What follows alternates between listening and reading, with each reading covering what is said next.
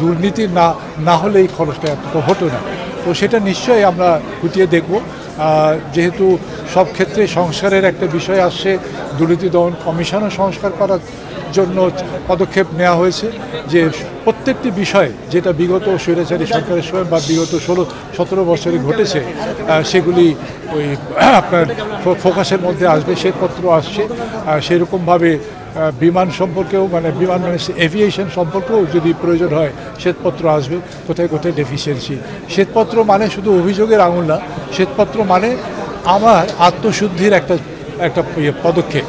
সেটাকে আমরা প্রত্যেকে যেন ওয়েলকাম করি, এটাকে যেন আমরা ওইভাবে না নিই যেটা আমার বিরুদ্ধে একটা অভিযোগ হচ্ছে।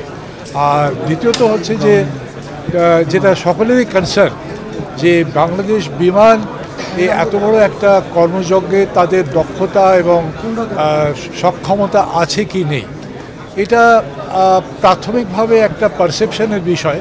তার কারণ আমরা বিমানের যে সার্ভিস এতদিন পেয়ে আসছি সেটা মনঃপূত না, বা সেটা যে ধরনের যে লেভেলের সার্ভিসটা হওয়া উচিত ছিল সেই লেভেলের না।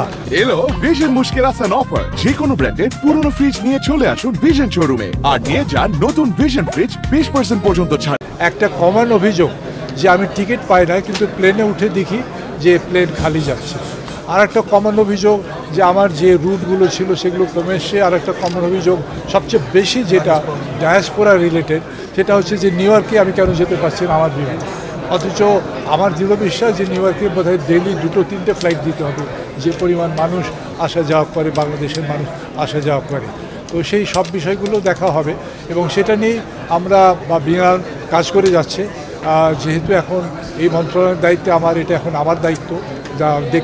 এগুলো নিয়ে প্রত্যেক দিনই আমরা তার সক্ষমতা বৃদ্ধির ব্যাপারে কী কী পদক্ষেপ নেওয়া হচ্ছে, কি কি নিতে হবে, এগুলো নিয়ে আমরা গতকালকে আলোচনা করেছি। তো যেটা আজকে শেষ মুহূর্তে আমি বললাম যে আলোচনার মধ্যে এটা সীমাবদ্ধ নয়, এটাকে কার্যকরী কীভাবে করা যায় এবং চাক্ষুষ সেটিকে দেখা যায়, সেই জন্য আমি সিটে বসে কাজ করি না।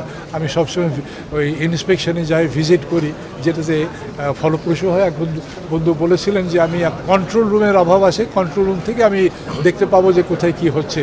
তো আমি সেই মুভিং কন্ট্রোল রুম বলতে পারেন, তবে সেটাকে এখন ইনস্টিটিউশনালাইজ করার জন্য আমাদের পদক্ষেপ নিতে হবে।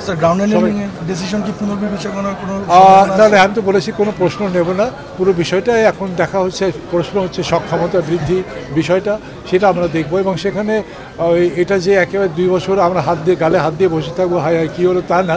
এখানে আছে যে যদি তার সক্ষমতার অভাব হয় সেখানে বিকল্প ব্যবস্থা নেওয়া যায়।